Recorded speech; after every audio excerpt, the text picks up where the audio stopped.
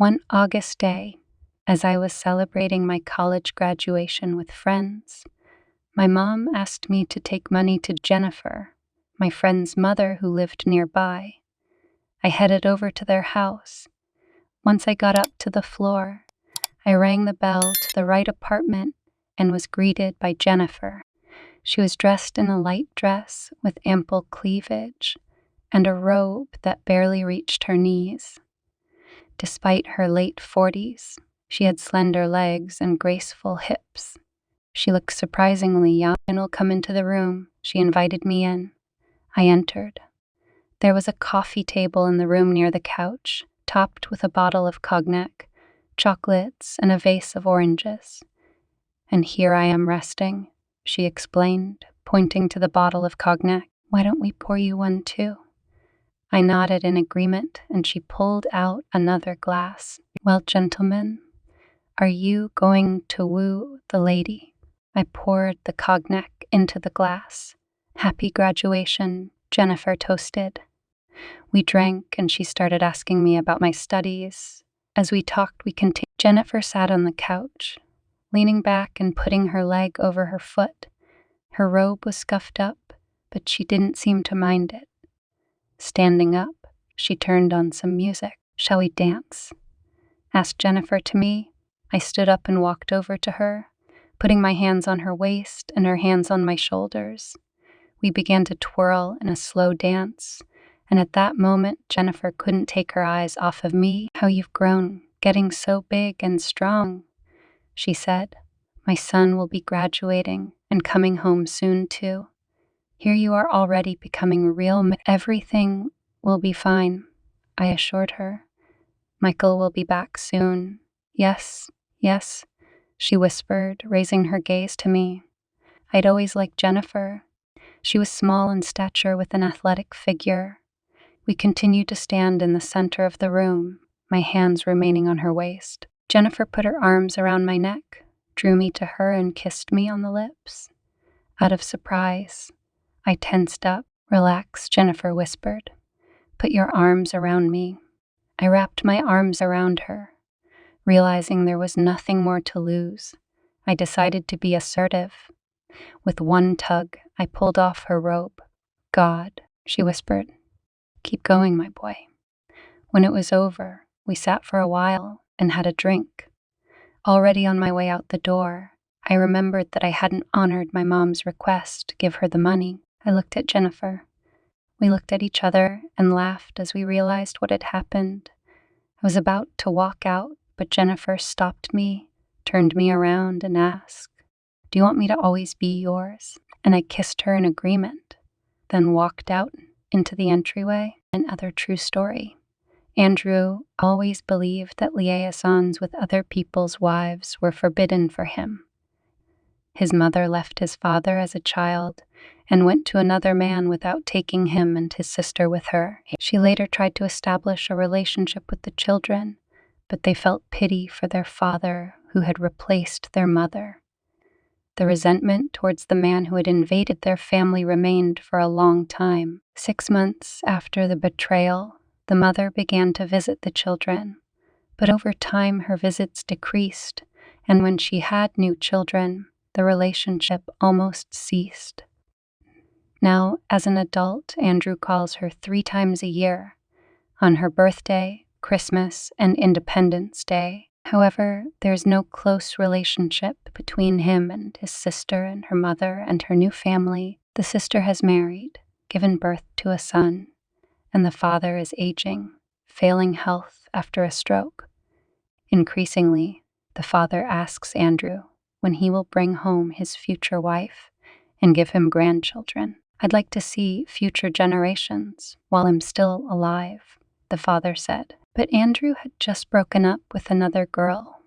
He didn't see in those cold, pampered faces his future wife and the mother of his children. It seemed like it was the wrong case again, but his ex-girlfriend asked him for one last favor: to come to her graduation party and congratulate her on her diploma. He knew her parents and was a welcome guest in their home. But just as a friend, Andrew didn't want that.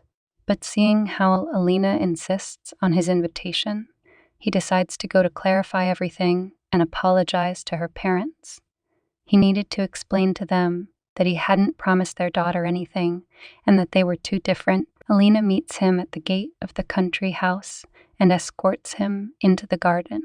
She looked dazzling in her silver-colored evening dress. Her style and ability to dress fashionably was striking.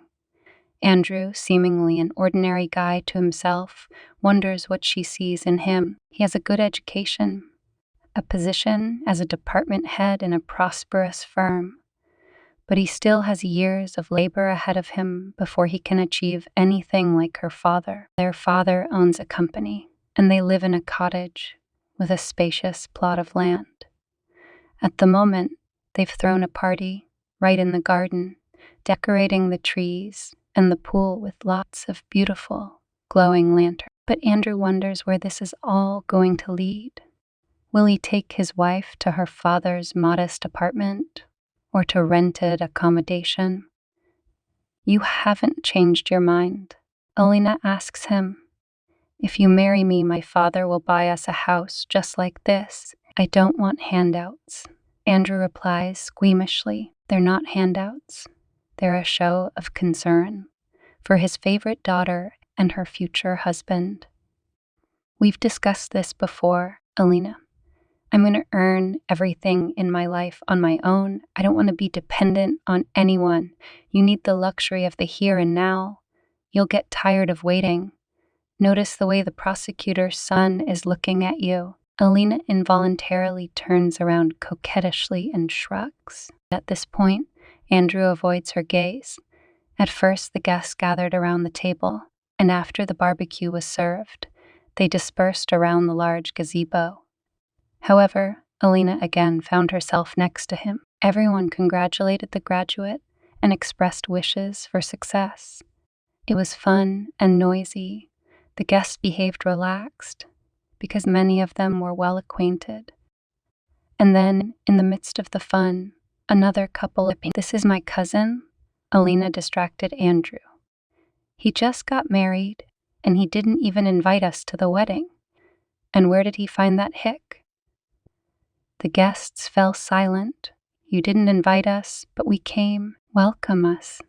We'll restore the family ties. Here's a treat. It's my favorite dessert. I made it myself. His companion encourages him. The words sound like bells suddenly started ringing in the garden. Such a voice Andrew had never heard before. The voice was quiet, clear, and tinkling, but very gentle. It caressed the ear as if it were an angel descending from heaven.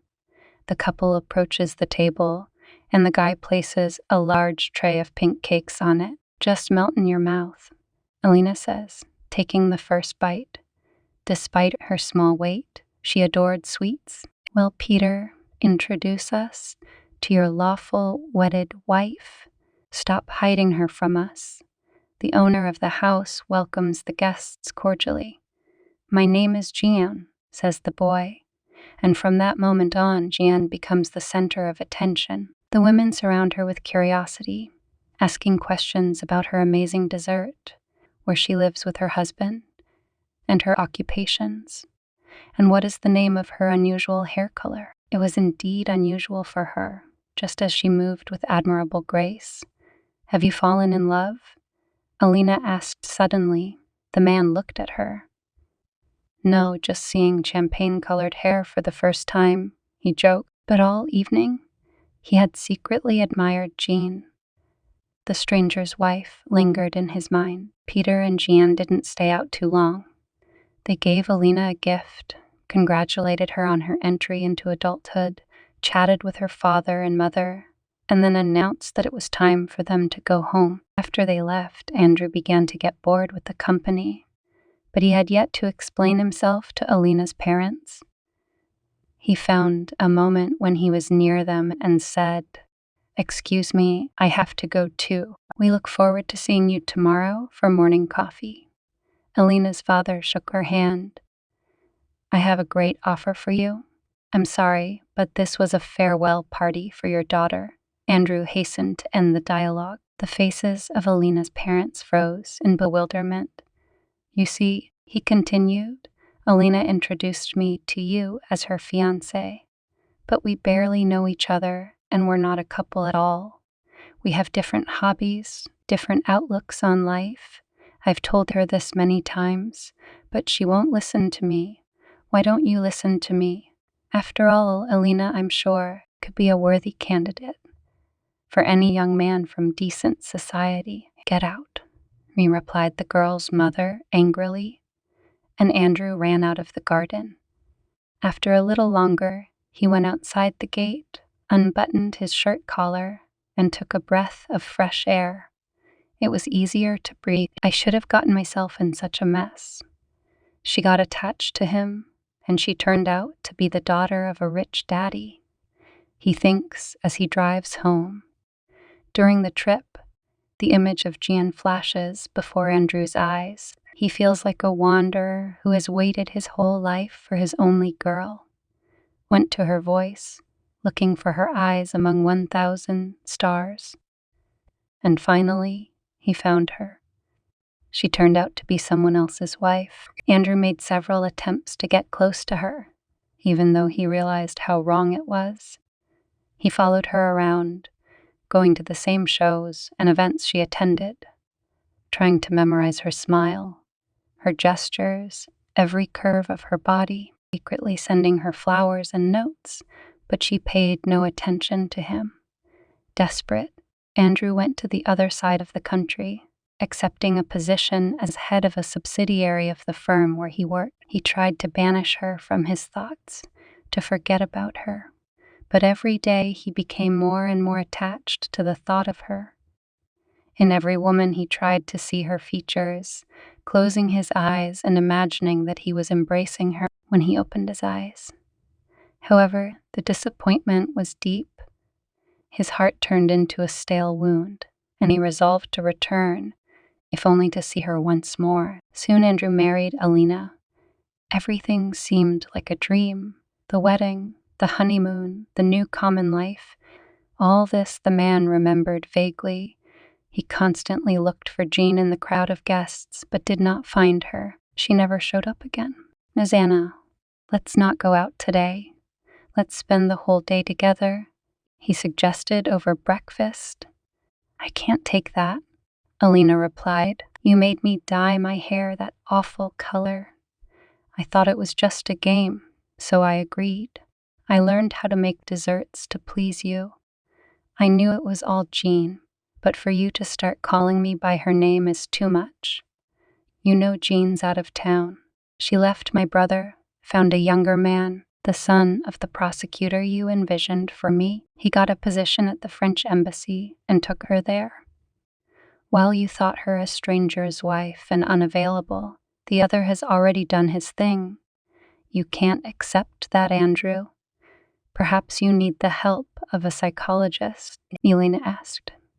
No, Andrew replied with relief. For the first time in a while, he felt himself in the place of Jean's man and realized that he didn't need another man's wife at all. In the future, Andrew and Alina had a wonderful relationship. Despite societal stereotypes, Alina turned out to be a wonderful wife and loving mother to their 3 children.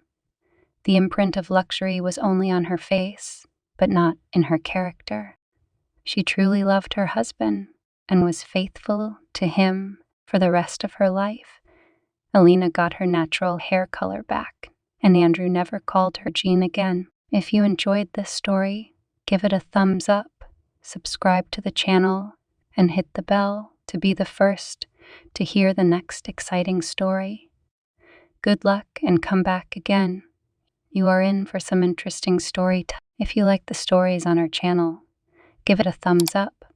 Be sure to subscribe to the channel and put the bell to be the first listeners of the next new story.